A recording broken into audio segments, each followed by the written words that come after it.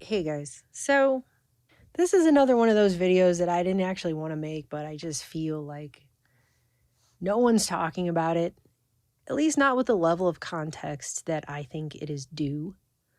And I think things would just be a lot easier for people to understand if they realize that everything we're seeing right now isn't just about right now. It's about a future that is being built around us right now. So I'm sure you've all seen what's been going on, not just at our borders lately, but it borders around the world, but especially the nonsensical, almost cartoonish situation that's down there at our southern border.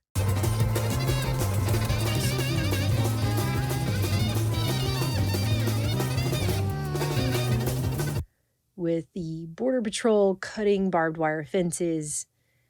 I mean, we live in Texas, okay? And there's what I would call an unconstitutional border check miles inland that we're required to pass through just so we can go to Big Bend National Park. Every single time we want to go to that park, we have to go through that checkpoint to get there. It's the only road. So for them to suddenly let in record numbers of thousands upon thousands of people and fist bump them on the way in doesn't actually make any sense. Right? This is a country where, as an American citizen, I'm expected to let a TSA agent go to second base on me simply because I want to get on a plane. Okay? Any plane, not even a plane that's leaving the country, just getting on a plane at all. But this is the kind of thing that's going on down at the border. And media's all over talking about it, and everyone else is talking about it on social media, and it's everywhere all the time. And then all of a sudden, just like that, you have President Biden announcing that due to the crisis, right, he has no choice now but to build 20 more miles of border wall with Trump-era funding because they want to follow the law. There's nothing under the law other than they have to use the money for what is appropriate. I can't stop that. Do you believe the border wall works? No. This is not the way that we believe is going to be effective here. We believe in modernizing the system, not actually building a wall. The president said himself he does not think this is effective, and so we're complying by law. And we believe that in the rule of law here, and we're moving forward and getting that, in following the law. The Biden administration is announcing some drastic action to address the migrant crisis as illegal crossings surge right now at the U.S.-Mexico border. It says it will waive 26 federal laws and regulations to build more barrier walls. There will not be another foot of wall constructed in my administration. Number one. There will not be another foot of wall constructed in my administration. How can you say that he's not breaking that promise? Well, what I can say is that there's a law that the DHS is complying with. We believe in the rule of law. It will waive 26 federal laws. And so we're complying by law, rule of law. There's a law. Despite the fact that the Biden administration will admittedly be breaking some 26 laws and regulations in order to build this. And notice what Biden says there. He says he knows this won't work. But when he's asked, he says the money was appropriated for this wall. I can't stop that. So this is a guy like other presidents we've had who does whatever he feels like whenever he feels like it, except when it's something he literally promised during his campaign that he would not ever be doing. That doesn't make any sense. Okay? And Being Libertarian on X said, now Biden wants to build a wall. This one will keep people from leaving.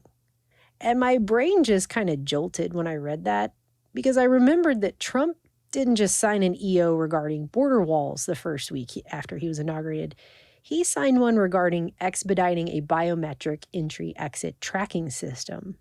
So my question is, does this Trump-era funding that Biden's talking about with this border wall include the expediting of that biometric entry-exit tracking program? Because those two things were right next to each other on Trump's list of things to do. They went hand in hand, okay? If you'll recall, one of the very first things he did after he was inaugurated, so this is week one of him getting in there, was sign an executive order on border security and immigration enforcement improvements, and that had to do with the southern border wall. On day 5, he signed that. 2 days later, he signed another related EO titled Protecting the Nation from Foreign Terrorist Entry into the United States, based supposedly on the 9/11 Commission report's recommendations. And he was calling for an expedited biometric entry-exit tracking system. It's right here in Section 7, and it reads, expedited completion of the biometric entry-exit tracking system. The Secretary of Homeland Security shall expedite the completion and implementation of the system for all travelers to the United States, as recommended by the National Commission on Terrorist Attacks upon the United States. That's literally everybody. Now, apparently, this executive order was blocked by court orders from various states for some of the provisions in it. It was revoked. It was replaced with another EO that also had the biometric tracking system in it.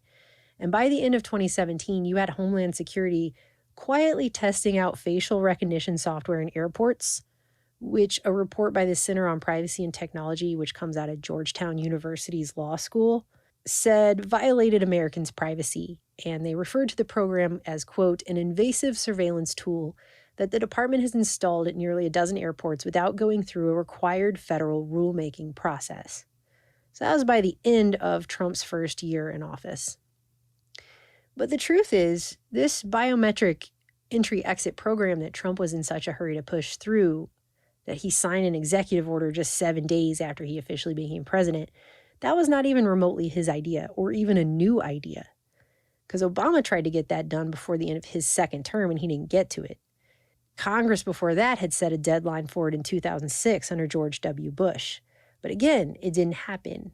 But this even goes further back than Bush Jr. and 9/11, because this goes all the way back to 1996, when President Clinton signed the Illegal Immigration Reform and Immigrant Responsibility Act into law, which required a biometric identifier be included at the country's borders. So Trump was really just finishing something there that his old golfing bud Clinton started. But realize something here. This isn't going to be just for people visiting, just tourists and migrants and whatever. This is going to be for everybody. They're locking this place down, and it's going to be for everyone. So this article here from February 3rd, 2017 spells it out. It repeats the part that I just read to you from Section 7 about how he's directing the Secretary of Homeland Security to expedite the completion and implementation of the biometric entry-exit tracking system for all travelers to the United States, as recommended by the National Commission on Terrorist Attacks upon the United States. That means the U.S. government would have to install equipment that would do either fingerprint or iris scans on everyone entering and leaving the United States. Everyone entering and leaving the United States. So that's everybody. Okay, again, the timing of this wall being built by a guy who literally ran on the premise of never building another foot of wall. There will not be another foot of wall constructed in my administration. And the cartoonish level of buildup that just happened at our borders that doesn't even make sense almost, all of a sudden like that, justifying this move from a guy who literally ran on the premise of saying he was never going to build another foot of wall. It can't be missed, especially with what just went down in the last few years. And so I've got to ask, is this wall for keeping people out or keeping people in? I mean, just on a side note, do you know how hard it is to renounce citizenship? The U.S. has some of the most punishing tax burdens for citizens living abroad of any nation on earth. And used to be, if you didn't like it, you could just renounce and leave. You know, all those people online all the time, like, well, if you don't like it here, because you're always critical of stuff, you don't like it, you could just leave. Well, guess what? You actually cannot just leave. Did you know that? You actually can't just leave. Back in 2010, they passed something called the Foreign Account Tax Compliance Act, which is FATCA, which forces banks around the world to report activities of anyone they suspect of being an American to the IRS. And that same year, they first started charging people a fee of $450 to renounce their citizenship. Well, all of a sudden in 2014, that number shot up to $2,350. So that's $2,350 you have to pay, or you cannot do that. And they will come after you.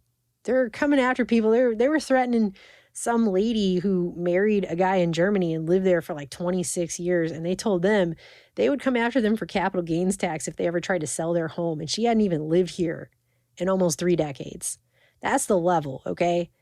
So you can't just leave, derisive air quotes. That's not a thing. In fact, I just saw this article a couple days ago about how There's a class action lawsuit happening right now of people who are alleging that this $2,350 renunciation fee is arbitrary, capricious, and illegal. So that's going on. So there are lots of people right now that are suing the government over this.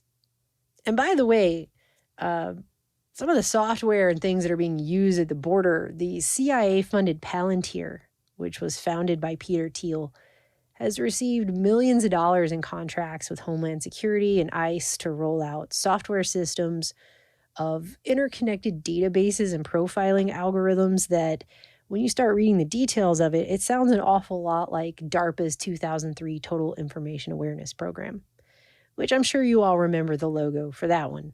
DARPA couldn't get away with it because Americans didn't want the government vacuuming up all their data.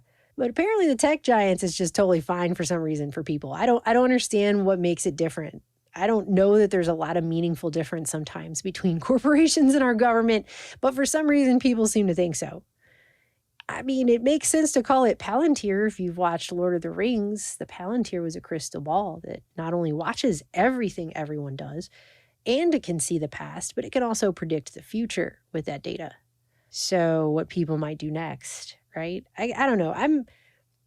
Look, my confusion around Thiel has always been that the guy claims to be a libertarian in his views. And so I personally have no idea how preserving civil liberties even remotely squares or doesn't totally stand in complete contradiction with taking a science fiction level massive Big Brother surveillance tool that's utilized by evil wizards in Lord of the Rings and then making that a science reality that we all have to live under. Obviously I'm missing the Hellfire Club on that. I just don't get how that works, but that's neither here nor there. Everything about what's happening at our southern border right now reminds me of a scene out of the indie future dystopic film Sleep Dealer.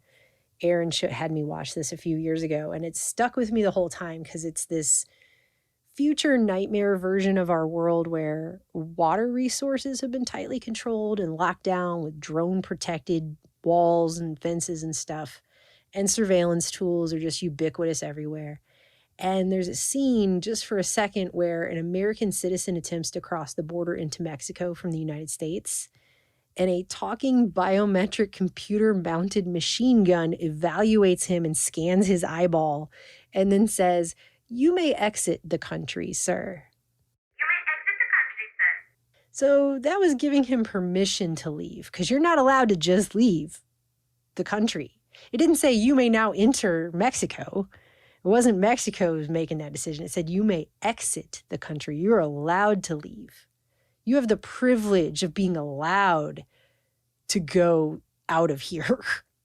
And by the way, the UN is paying a lot of the costs associated with people coming here from Latin and South America. One of the things that is happening here and all along the migrant trail that led here and beyond all the way up to the border is that the United Nations is handing out cash and debit cards and rental assistance and movement assistance to immigrants to help sustain them on their road to El Norte. They're directly giving people debit cards with cash payments. They're paying for travel costs like bus tickets and hostels and stuff along the way. And this has been going on for years. And then you have people saying, why would the UN do that? Well, why would they do it? Do you think it's just because of some humanitarian mission and not because the UN wants to be the head of the global world state, the creation of which is greatly hastened by mass migration overwhelming national borders all over the place? And handing out these cards and the digital IDs they've been signing people up for and stuff like that, handing these cash cards out and what have you, feeds certainly into their UN Agenda 2030 goals. Specifically goal number 1, which if you look on the regular chart is just vague, no poverty, right? But as you can see in this May 2023 Common Agenda Policy Brief called A Global Digital Compact, an Open, Free, and Secure Digital Future for All, if you come down to page 8, there's the color-coded chart again, and they're showing a little bit more about what they mean about these things. And no poverty specifically says digital IDs linked with bank or mobile money accounts. a lot of these people are complaining that they've been here for, days or weeks or even months without their United Nations debit cards, which is typically what they're going to get. And then each month that they're here, the United Nations will transfer an amount. It might be a couple of $100s, it might be thousands of pesos, which is enough to sustain people for a month, and rental assistance and food and that sort of thing. So if those people have money accounts, then very likely they also have a digital ID that's linked to it. Uganda has launched a massive biometric refugee verification exercise of the estimated more than 1 million refugees living in the country. Over 400 UNHCR staff members have been deployed to work with teams from Uganda's Office of the Prime Minister, WFP, and other partner organizations, as well as volunteer refugees, to carry out the process. The verification will better assess refugee data in the country, ensuring greater accuracy and efficiency to get refugees the support they need. The government is using UNHCR's advanced biometric registration software, which has already been used to register some 4.4 million refugees in 48 countries worldwide. Refugees who are verified will then be eligible for new food ration cards and other individual assistance. Okay, so this is all integrated here. And of course, our government helps fund all of this, just by the way. But parts of our government have also been involved for decades in the purposeful destabilization in Latin America and others via CIA-backed wars and coups.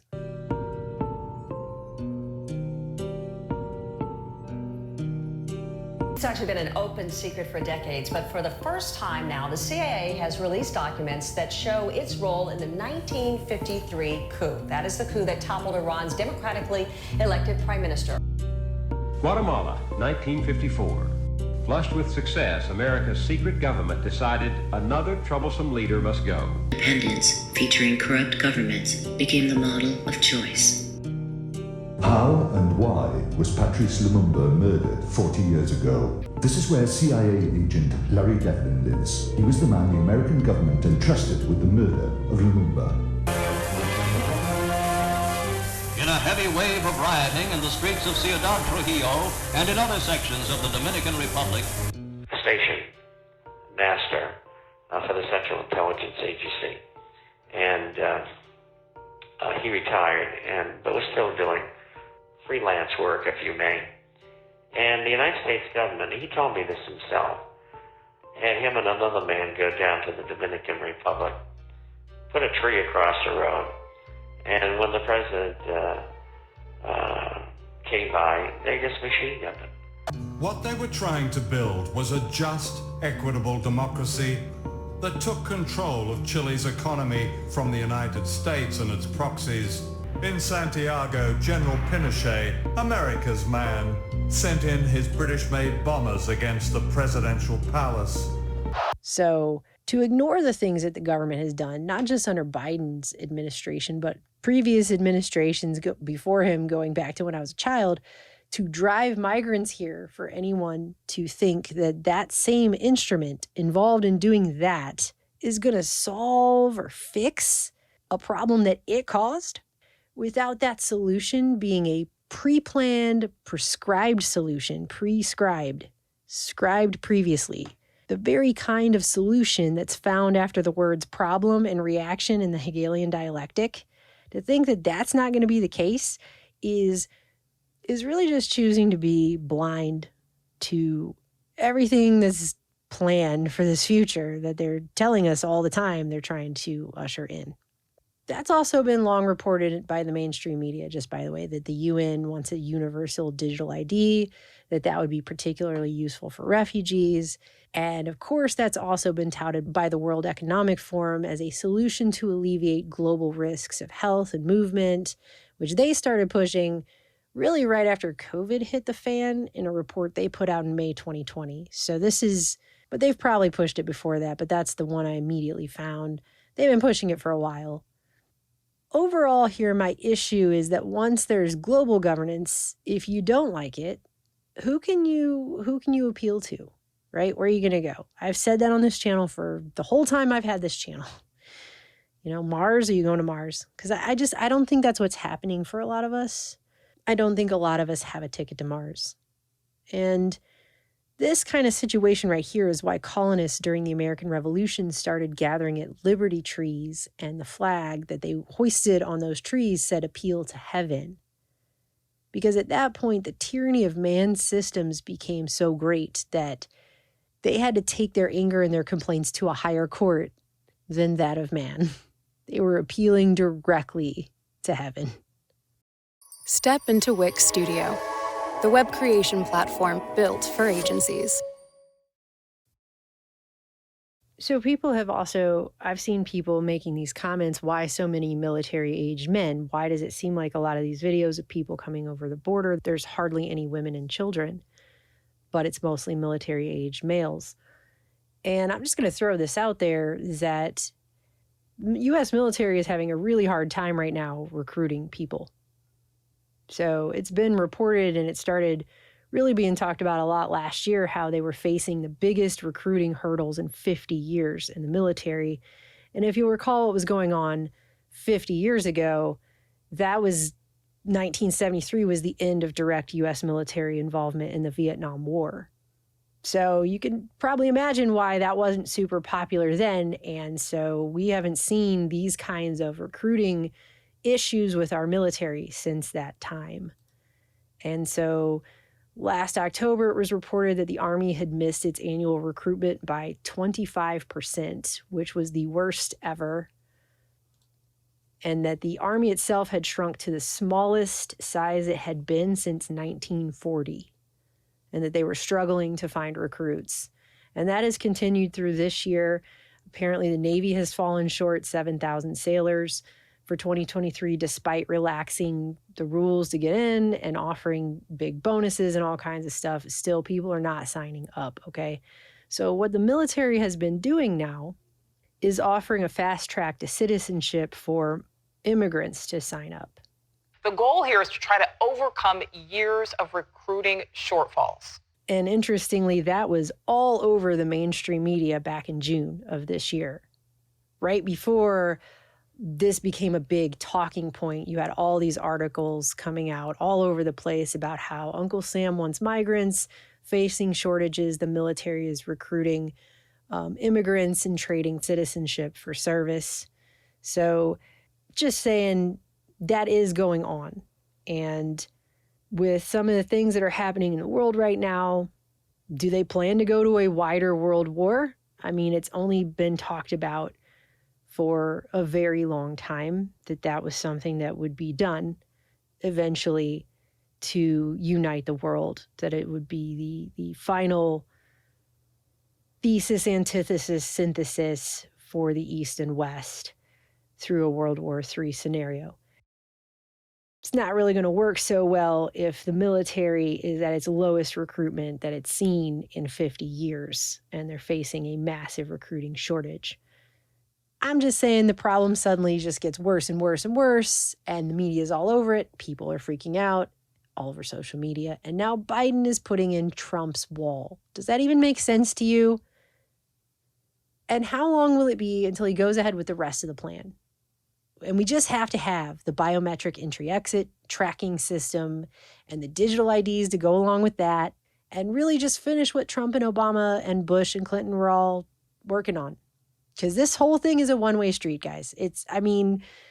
I know that there are lots of people who like to really get partisan and take sides and act like they're all bought into that and stuff, but I'm not ever going to do that either. So I've not done it this whole time, and I won't be doing it in the future. This is a one-way road, and it doesn't matter which side of the carpet the person at the front of the teleprompter is on. It really doesn't, though. Because when it comes to the overarching situation, that thing doesn't change. The stuff they're doing with that does not really change all that much. Window dressing, if anything. So this is a one-way street. It goes one way. I don't know who's going to vote their way off of that road. It's only going to one. It's like a one-way road that goes in one direction only. And that one thing, that one direction right now is locking the world down. They're locking everything down. It may be digitally, but it's getting locked down. That's what they're doing, and it's awful. I don't want to live in that world. I don't want to live in a world where the border crossings in this country in particular have been the worst border crossings of any border. I have crossed borders in multiple different foreign countries. And I'm not just talking about Mexico and Canada. I've been to multiple countries in Europe, and I'm telling you, this is the worst. Coming back into my own country has been the absolute worst. They treat us like freaking terrorists when we come back into this country. And it's our country. I have cried after border crossings because of some of the things that were done. We were held one time coming back in from Canada for half an hour because we had camera equipment in the back of our car. And the guy was asking us all kinds of questions like, are you going to make any stops? It's like, okay, we're coming in Michigan. We live in freaking Texas. Yeah, I think we're probably going to have to stop. I think we're going to have to get gas. And also, we freaking live here. Are you going to meet anyone later? Was another question. And it was just like, no, I'm going to come back into my country and then I'm going to go live in a cave in the middle of literal freaking nowhere for the rest of my life, speaking to no one but birds and trees. Is that cool? Is that cool with you? Can I come home now? No, it was a nightmare. It's awful. And that was when we were filming for Minds of Men. So that sucked. Going into Canada, by the way, not even remotely the same way. Like today probably is totally different after all the stuff that Trudeau has done to it. But back then, she was like, do you have any fruits and vegetables? No? Have a nice day. She was super friendly. I was like, wow, that is incredible. I've never been treated so nicely before by border people. I guess ultimately I'm just so tired of talking about these things because it feels like every time a new thing happens, it gets reported on in this vacuum of context, as if no one anywhere can put the two and two together with the larger future plan that's unfolding here, because it all goes together. It's all one thing. These things aren't happening naturally. They're not organic. They're also not happening for no reason. Like I said, it would be a lot easier for people to understand what's happening right now if they just realized that everything we're seeing right now is not about right now. We are in the future's waiting room here. And we've been living here for a pretty long while now, maybe my whole lifetime in some ways. And yeah, the blasé decor and expired magazines with the same stories on loop are starting to get pretty damn old at this point. But ultimately, I just want to say again, and I'll probably just keep saying this, and I'll probably just keep repeating it until this channel no longer exists, that we don't have to just march into some Orwellian dystopic nightmare future. Like, that's not something we have to do. I don't know why so many people are just accepting it. I get that everyone's tired. I get that a lot of crap has happened, but we don't have to live this way. That's not... People need to start remembering where authority ultimately comes from, which is spelled out in the Declaration of Independence, where it says, right here, we hold these truths to be self-evident, that all men are created equal, they're endowed by their Creator with certain unalienable rights, that among these are life, liberty, and the pursuit of happiness, and that to secure these rights, governments are instituted among men, deriving their powers from the consent of the governed. Where does it come from? Where do their just powers come from? The consent of the governed. Not the consent of the government to give itself the power to enslave everyone. That's not a thing. That's tyranny. That's the kind of tyranny that's laid out in this document, and that's the kind of tyranny that's why this document was ever written in the first place. But writing it down on a piece of paper isn't what makes that statement true. It's just the truth. That is just the truth. And I really wish more people could wake up and remember who they are and fully grasp that truth. I love you guys. And I want a better future for everyone. And I know in my heart, in my soul, I know that the future does not have to be like this.